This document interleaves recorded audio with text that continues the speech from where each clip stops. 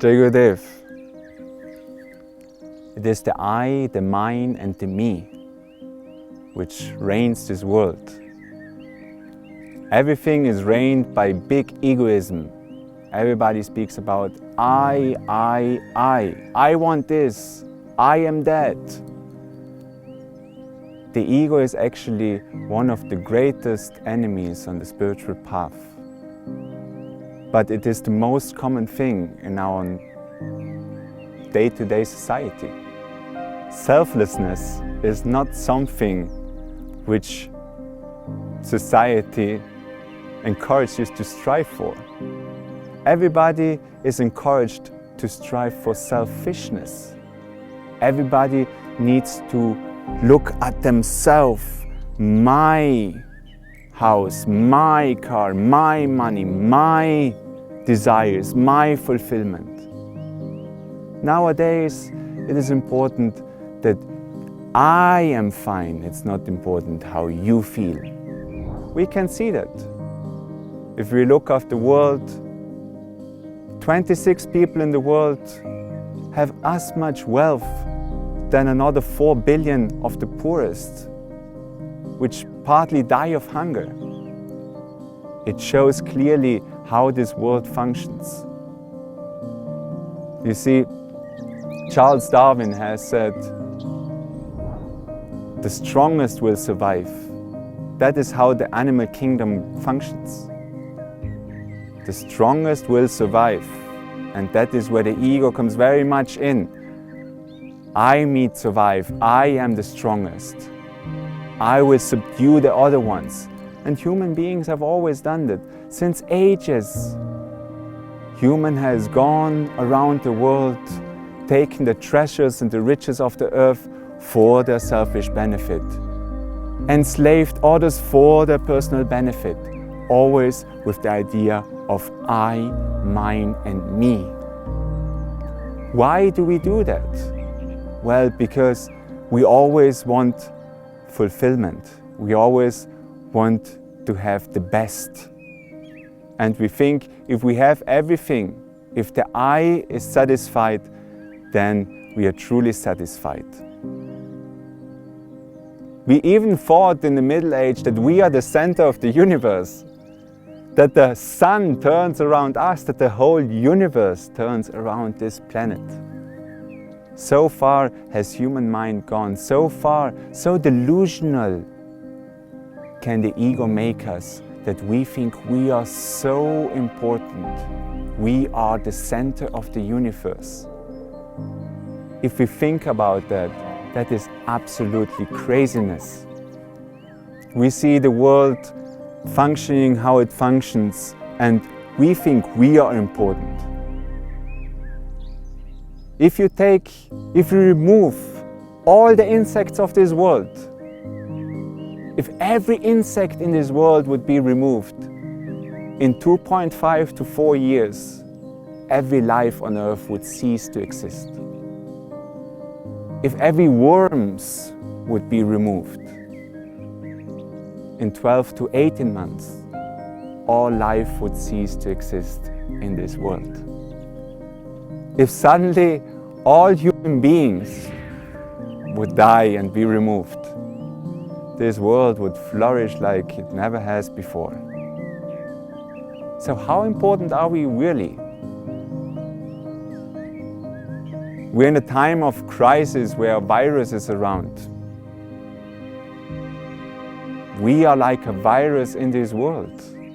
We are procreating and destroying like a virus, an organism which is just consuming everything.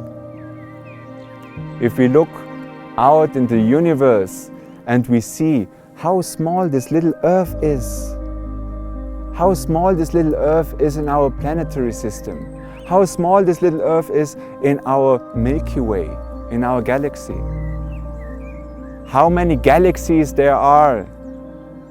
We are not even a grain of sand, and each individual is even a smaller grain of sand, but we think we are the center of the world. This is what the ego tells you. You are the most important. All what matters is you, and you have to fulfill your desires. But this is a lie, because we can see that in that we will never be fulfilled.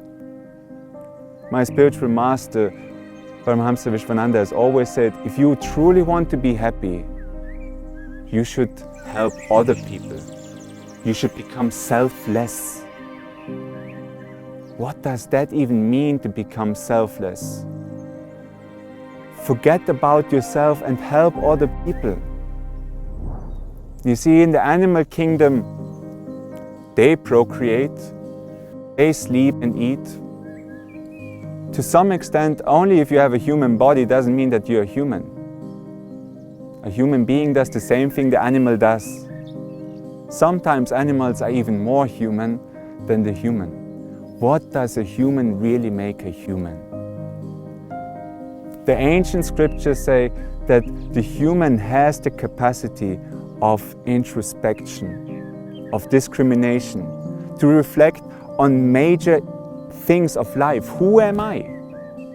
What's the purpose of life? Why am I here? Where do I go? Those questions are really important. And when I really ask those questions, the I will more and more be removed. Only when the I is removed, true happiness can come to the surface. In the Bhagavad Gita, in discourse between a divine incarnation, Krishna, and Arjuna, which represent the human being and God, there's a saying where Krishna says, God says, only if you put aside your selfish desires, you will attain peace. You will never find peace if you're not putting aside your selfish desires. We can even see that in different modern scriptures. If you take the German author Goethe, who wrote about Faust. Faust was looking for happiness everywhere. And the devil came, Mephisto came and said, I will give you everything, and you will give me your soul. Once you are satisfied. Once you say, I am satisfied, I am happy, I take your soul. And he has looked everywhere for happiness. He has gotten everything. Every pleasure of this world, women, riches, everything. But never was he satisfied.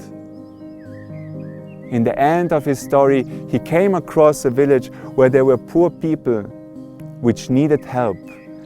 And he put aside his self and helped them to grow crops, to get nourished. He helped the people, and by seeing the face of those people, by seeing how he could help others, he finally said, now I am satisfied. So if you really want satisfaction, put aside your ego and strive for selflessness. That is all what the spiritual path is about. Because we are all connected in one big body. Jai Gurudev.